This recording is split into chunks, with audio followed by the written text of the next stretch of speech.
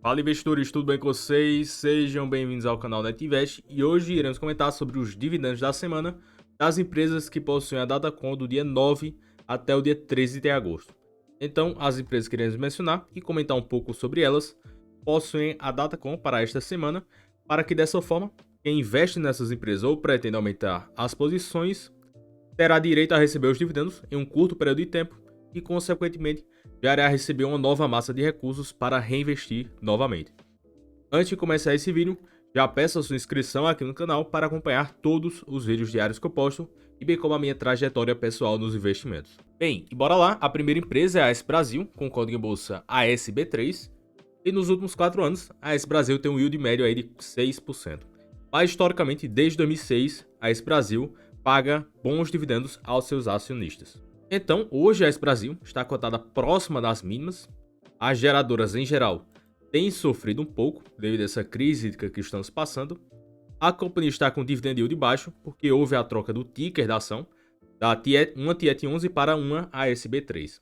Então, não está englobando todos os dividendos que de fato foram pagos. Mas sim, a empresa neste ano terá um dividendo baixo porque houve uma redução drástica no seu lucro líquido de 77% no segundo trimestre de 2021 em relação ao segundo trimestre de 2020. E essa redução drástica no lucro líquido se deu principalmente devido ao agravamento da crise hídrica, porque a AS Brasil ganha dinheiro de geração hídrica, eólica e solar. Mas, a grosso modo, boa parte do seu portfólio atual é oriundo de geração hídrica. Então, foi largamente impactado e também ocorreram outros impactos nas despesas financeiras da AS Brasil, e subiram bruscamente com um impacto negativo muito grande. Consequentemente, o lucro líquido acabou desabando forte. E o mesmo aconteceu um pouco de forma similar com a Engie. Mas ambas, operacionalmente, tiveram bons resultados devido a essa situação que as empresas estão passando. Além do mais, a AS Brasil é um small cap que tem investido forte, buscando crescimento, principalmente fortes investimentos na parte de geração eólica e solar. Então, a companhia já possui alguns pipelines em projetos eólicos e solar.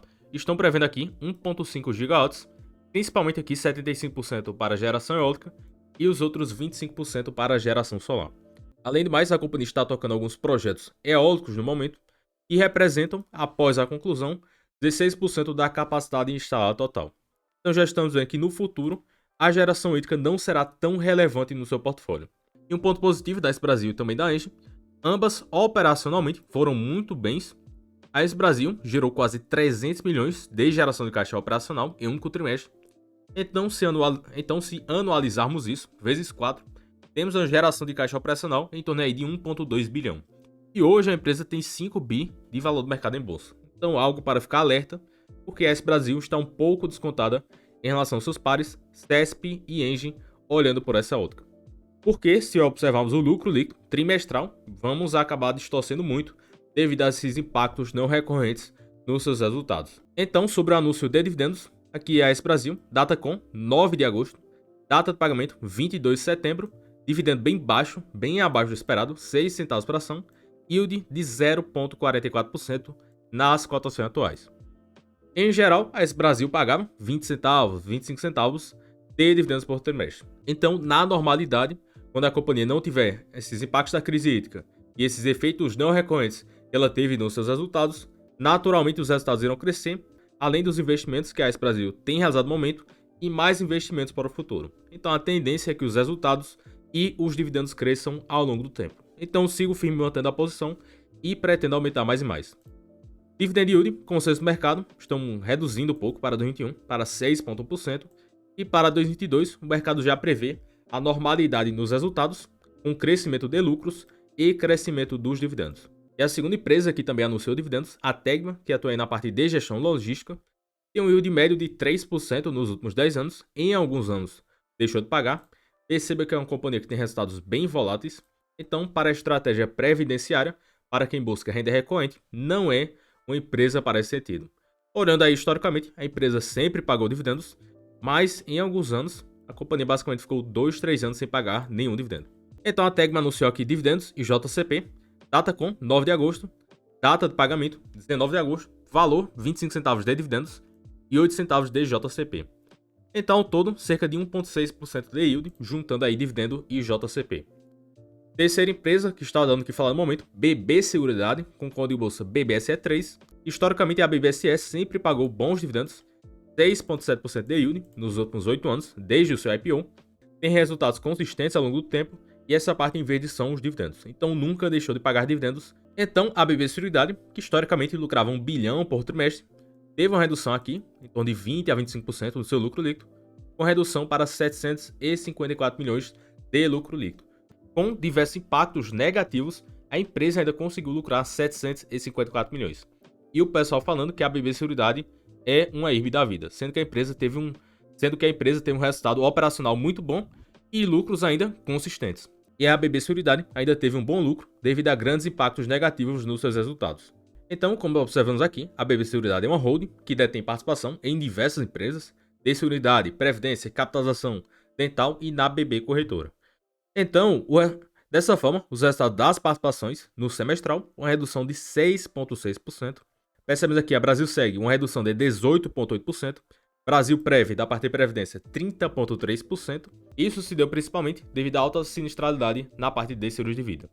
E na parte da Previdência, esse descasamento imenso do IGPM e do IPCA. Em geral, operacionalmente, a empresa foi muito boa, teve esses impactos pontuais que eu acredito que é passageiro. E ao todo, com essa redução drástica nas cotações de 30%, observamos aqui, no lucro líquido, uma redução de apenas 7,2%. Então, não é o fim do mundo para a BB Seguridade. A companhia, no semestre, lucrou 1,7 bilhão. Dessa forma, como mencionado, a companhia teve alguns impactos, passivo atualizado pelo IGPM e ativo atualizado pelo IPCA. E perceba que apenas no mês de maio, o passivo teve um aumento de 4,1% devido a essa elevação brusca do IGPM e o ativo por 0,6%, o IPCA aqui no período. Então a própria companhia menciona a alta da sinistralidade, principalmente nos seguros de vida, não só na BB Seguridade, como na parte de seguridade do Banco Itaú, na parte de seguridade do Banco Bradesco. Então isso não é um movimento pontual, e sim para todas as seguradoras. O resultado operacional subiu 4% no ano, nos 6 primeiros meses, então isso foi muito bom devido a essas adversidades que as seguradoras estão passando no momento.